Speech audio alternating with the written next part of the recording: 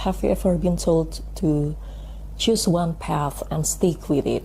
In today's world where people often say you need to be an expert in one thing to succeed, being a generalist can feel like you don't fit in, right?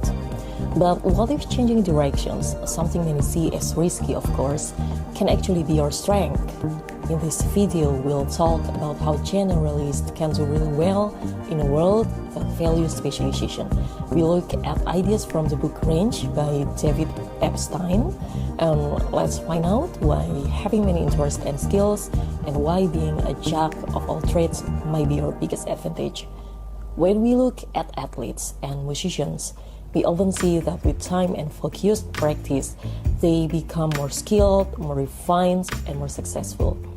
Specialization in those fields tend to pay off in obvious ways, but in the professional world, specialization doesn't always lead to long-term success. In fact, as time goes on, some specialists can become so confident in their narrow expertise that they stop questioning their assumptions. This is the classic "if all you have is a hammer, everything looks like nail" problem. When someone becomes too focused on a single tool, method, or field, they may miss better solutions simply because they are outside the scope of what they know.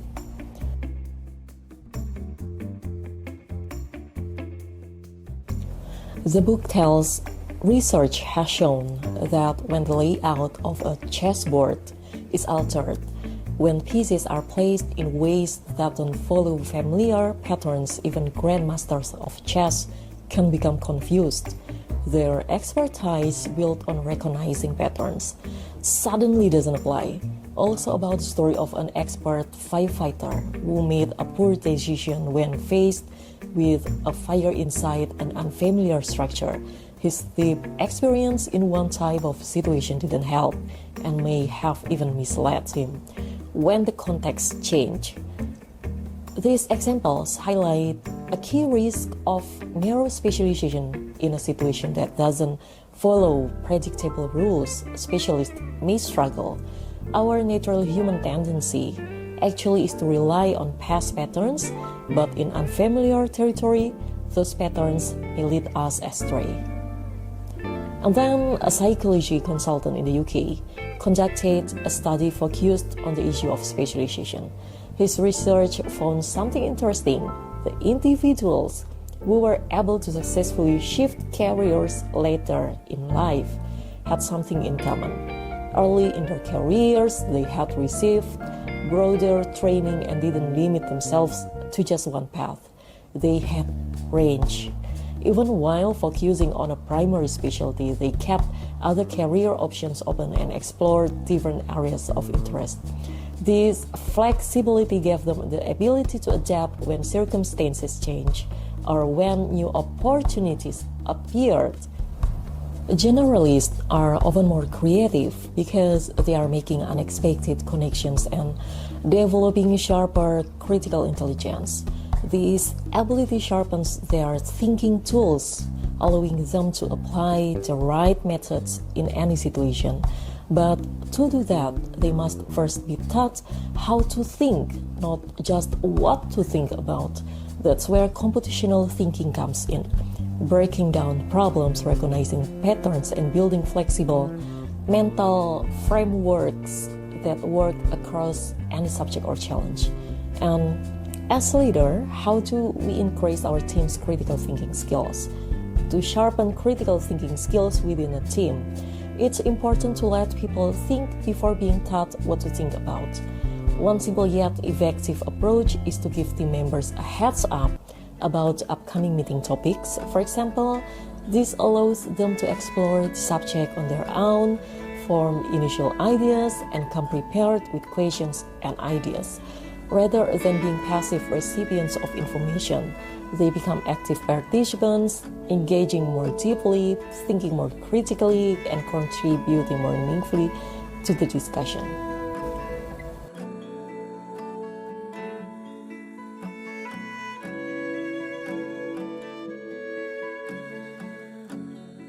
In fact, people who reach the top often quit quickly and often when they realize something isn't the right fit.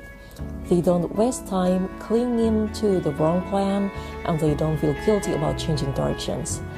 Letting go of the sunk cost fallacy is the idea that you must continue just because you've already invested is sometimes the smartest move. The longer you hold on, the more costly it becomes. The next one is about flirting with your possible selves, trying new paths. It's the interesting part, trust me. There's nothing wrong with changing direction, but it's smart to explore how the path fits you first. Because the truth is, our preferences don't stay the same because we don't stay the same too. We know we've changed a lot in the past, and in reality, our personality, goals, and values shift more than we expect, shaped by time, experience, and context. That's why we don't find out who we are by just thinking about it. We learn by living.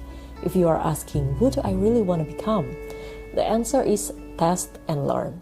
You'll know who you are when you see what you do, because no one knows their potential until they try, and trying is the only way to find what you are meant to do. And one of my favorite lines from Range is, "Don't feel behind." It's a reminder that everyone moves at their own pace, and it's okay to take time to figure things out. What matters more is being willing to learn, explore, and adjust as you go.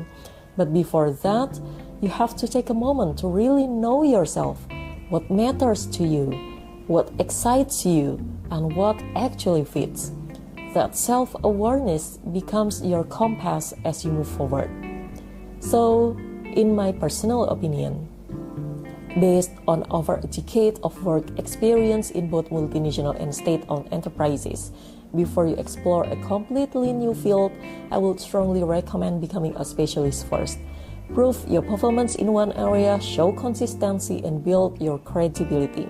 Once you reach a strategic position, I can say from experience that thinking like a generalist becomes incredibly valuable. At that level, you are expected to see the bigger picture and design strategies that solve complex, cross-disciplinary problems.